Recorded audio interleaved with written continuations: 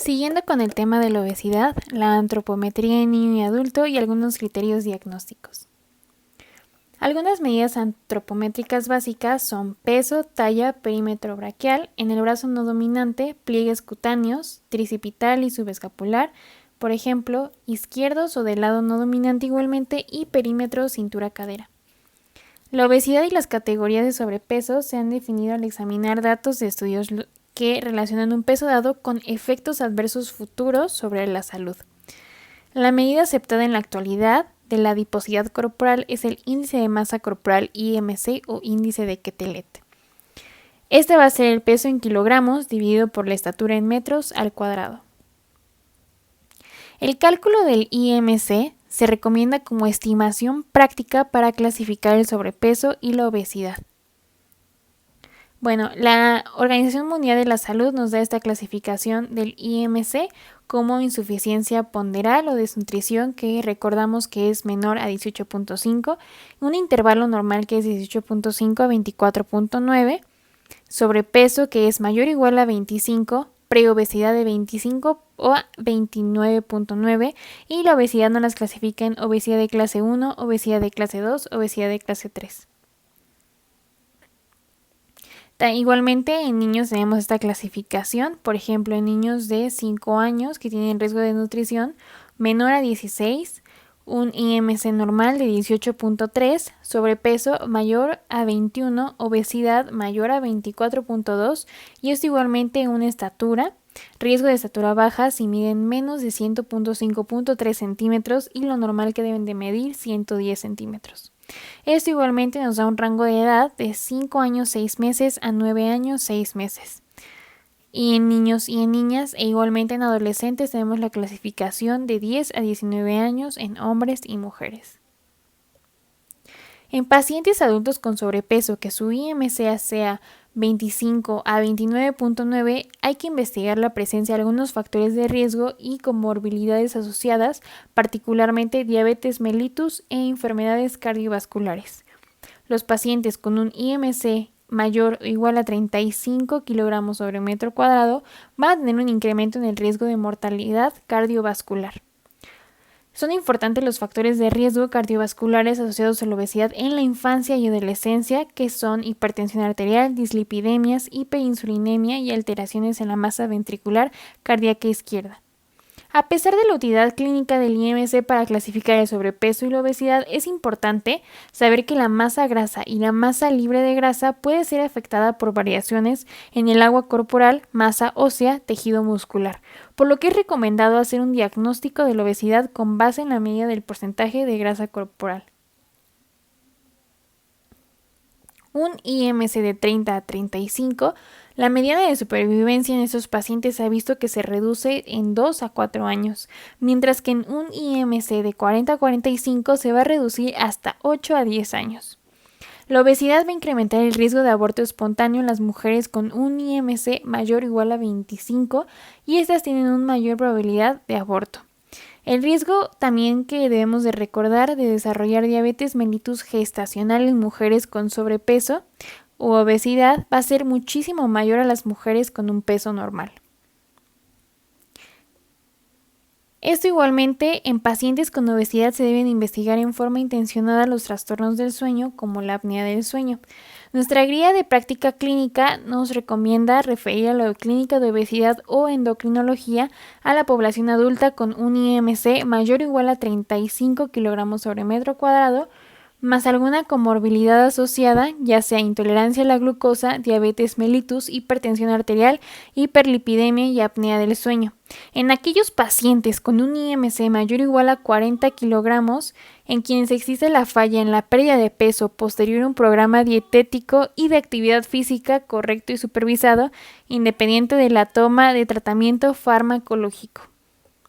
Igualmente debemos de referir a la consulta de endocrinología a la población infantil, adolescente y adulta que tienen obesidad grave, comorbilidad asociada que requiere reducción de peso, particularmente aquellos con apnea del sueño, como previamente lo dije, síndrome de hipoventilación, problemas ortopédicos y psicológicos, y población infantil y adolescente que presente esto en edades muy tempranas. Como Como otra medida tenemos la circunferencia de cintura, que va a ser la medición de la circunferencia de la cintura en hombres y mujeres. Es una herramienta sencilla y válida para identificar a las personas en riesgo de enfermedad cardiovascular, trastornos del sueño y diabetes. Se debe de emplear la medición de la circunferencia abdominal en conjunto con el IMC para evaluar el riesgo de comorbilidad asociado a la obesidad. Se va a requerir de una cinta métrica de fibra de vidrio con el paciente de pie, sin ropa a nivel abdominal, en posición anatómica, pies juntos y abdomen relajado, los brazos a los lados ligeramente separados y el piezo repartido equitativamente entre ambos pies. Primero se va a colocar la cinta métrica alrededor de la cintura, tomando como referencia la línea media axilar. Después se localiza el punto medio entre el reborde costal inferior y el borde superior de las crestas ilíacas. Después la lectura se realiza al final de una expiración normal, asegurándose de que la cinta esté ajustada, pero sin comprimir la piel y en un plano paralelo con el piso. La medida se va a registrar en centímetros. Se va a recomendar en los pacientes con sobrepeso o incremento en la circunferencia abdominal, que va a ser mayor a 90 centímetros en el hombre y mayor a 80 centímetros en la mujer, investigar la presencia de condiciones o enfermedades asociadas a la obesidad y valorar el inicio de un tratamiento oportuno. La medición de los pliegues cutáneos va a ser la medición conjunta de los pliegues cutáneos, miden el tejido adiposo a nivel subcutáneo y los perímetros, antebrazos, cintura y cadera. Van a permitir estimar las áreas muscular y grasa y representan una técnica fácil de realizar que requiere la utilización de un plicómetro. El inconveniente de esto va a ser la variabilidad de la medida según el profesional que la realice y la dificultad que hay para medir grandes pliegues si solo mide la grasa subcutánea y no la visceral. Algunos ejemplos de estos va a ser el bicipital, el abdominal, supraespinal, el frontal del muslo, pantorrilla frontal. Otros tenemos el pliegue tricipital y el subescapular, que lo marca la guía de práctica clínica, el tricipital en la cara posterior del brazo sobre el músculo tríceps y a punto medio entre la proyección lateral del proceso acromion de la escápula y el margen inferior del proceso oleocranón del cúbito, como lo tenemos en la imagen. En el subescapular, el sitio puede ser localizado suavemente buscándolo en el ángulo inferior de la escápula o haciendo que el paciente coloque su brazo por detrás de la espalda. La medición se realiza con el paciente de pie, con ambos brazos relajados a los lados, la piel es sujetada 1 centímetro arriba y medial al sitio de medición a lo largo del eje. En el pliegue abdominal y bicipital, en el abdominal el sujeto permanece recto de pie con el peso de cuerpo distribuido de forma pareja en ambos pies, con los músculos abdominales relajados y respirando tranquilamente. Se va a medir el pliegue cutáneo horizontal a 3 centímetros de la derecha o izquierda y a 1 centímetro por debajo del punto medio del ombligo, como en la imagen.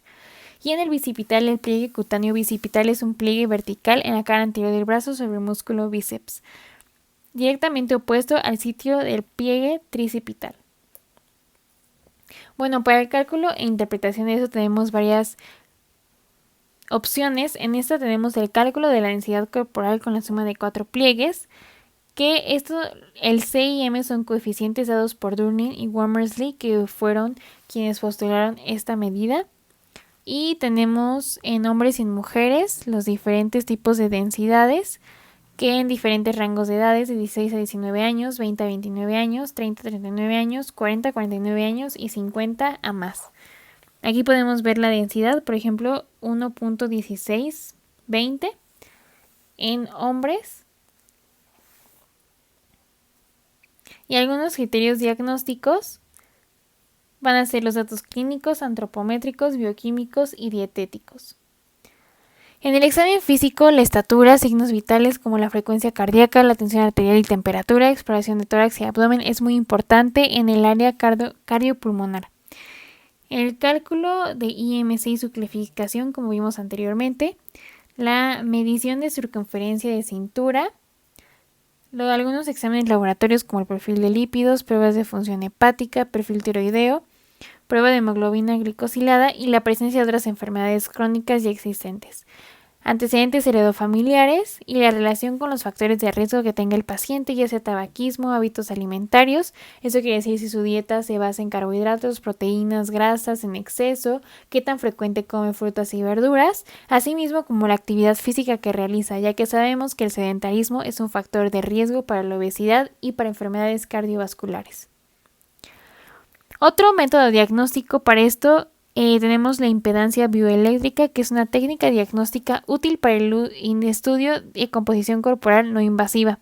Esto va a ir más allá del índice de masa corporal, no va a requerir mucho entrenamiento por parte del profesional que lo realice, es segura, sin complicaciones y los resultados son inmediatos. Bueno, y esta fue la bibliografía que se usó para esta presentación. Muchas gracias por